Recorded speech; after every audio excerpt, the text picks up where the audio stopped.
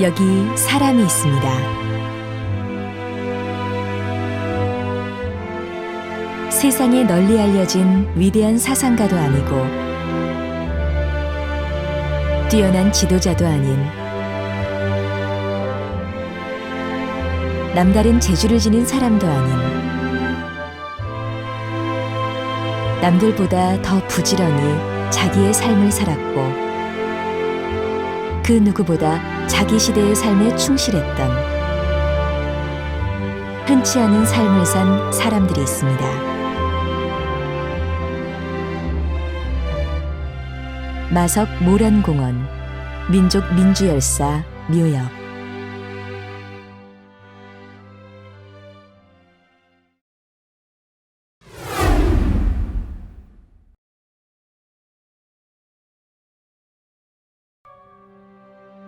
(1970년 11월 13일) 22살의 그가 불길에 휩싸였습니다. 16살부터 청계천 평화시장의 봉제공장 노동자로 일했던 전태일. 휴일도 없이 하루 14시간을 꼬박 일해도 밥 3끼 먹을 수 없는 노동자들의 처지를 알리기 위해 그는 자신의 몸에 불을 붙였습니다. 우리는 기계가 아니다. 근로기준법을 지켜라. 기계가 아닌 사람으로 살고 싶은 꿈. 전태일.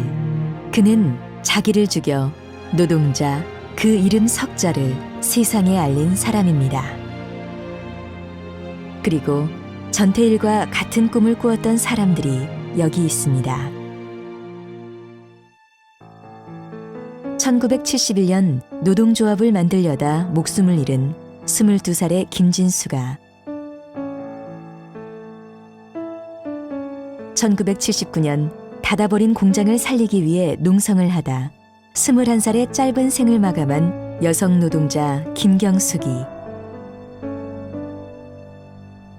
어떤 이는 직업병으로, 산업재해로, 경찰의 폭력으로 목숨을 잃었고 또 어떤 이는 자기를 죽여야만 했습니다. 그렇게 온몸으로 사람으로 살고 싶은 꿈을 포기하지 않았던 노동자들이 있습니다.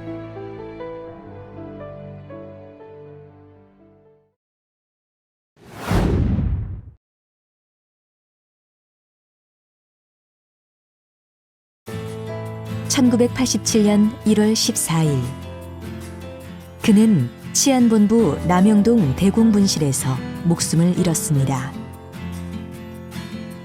신의 일을 저버리지 않으려다 끝내 고문으로 사망한 박종철입니다. 그의 죽음으로 세상이 뒤집혔습니다. 그를 살려내라는 목소리가 전국을 뒤흔들었고 마침내 민주주의를 향한 거대한 물결로 휘몰아쳤습니다. 1987년 6월 그 뜨거웠던 날들을 항쟁이라고 부릅니다. 여기 그 시대를 살았던 이들이 있습니다. 어떤 이는 최루탄과 몽둥이에 목숨을 잃었고 그리고 살아 숨쉬는 나날들이 지독히도 힘에 부치고 부끄러웠던 이들은 자기 스스로의 목숨을 끊기도 했습니다. 그토록 오랜 세월 지독하게 간직했던 꿈, 민주주의를 꿈꾸었던 사람들이 여기 있습니다. 변호사이거나 목사이거나 교수이거나 정치인이거나 남들이 부러워할 만한 직업을 가진 사람들입니다. 그래서 그는 늘 부당한 권력에 맞섰고 그저 묵묵히 평생 자기 스스로에게 부여한 의무와 권리를 다하기 위해 살아온 사람들입니다. 그러나 스스로에게 부여한 의무와 권리의 대가로 어떤 이는 오랜 세월의 수배 생활과 몇 차례의 감옥살이 그리고 고문 후유증으로 목숨을 잃었습니다. 그저 사는 게 미안해서 자기가 할 수 있는 한 힘껏 자기 시대의 삶을 살아온 사람들입니다.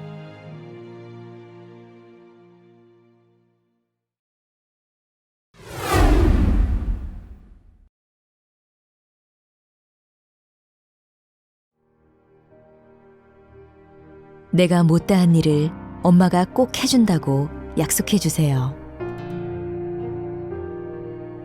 어머니는 어느 날 남편보다 더 의지했던 아들을 잃었습니다. 그날부터 어머니는 모든 이의 어머니가 되었습니다. 추운 바람에 긴팔옷을 꺼내 입는 일조차 한없이 미안했던, 죽어 아들 만날 면목이 없을까 두려웠던 어머니입니다. 아들 대신 불덩이를 집어삼키고 거리에서 사셨던 어머니. 모든 이들의 죽음을 어루만졌던 어머니가 여기 있습니다.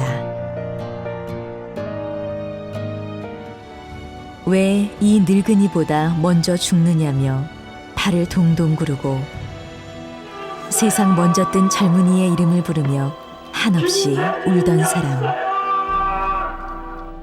말로 하는 대화가 아니라 가슴으로 하는 대화를 위해 수많은 사람을 끌어안았던 사람입니다. 통일의 광경을 만인에게 보여준 문익환입니다. 평생 흰 고무신을 신었던 아버지가 있습니다. 역사의 고비마다 민주주의와 통일을 위해 참으로 많은 일을 했지만 표나지 않았던 사람, 기훈제입니다. 그렇게 묵묵히 평생 표나지 않게 세상 일을 어루만진 아버지가 있습니다. 평생 통일의 벅찬 광경을 그리던 아버지입니다.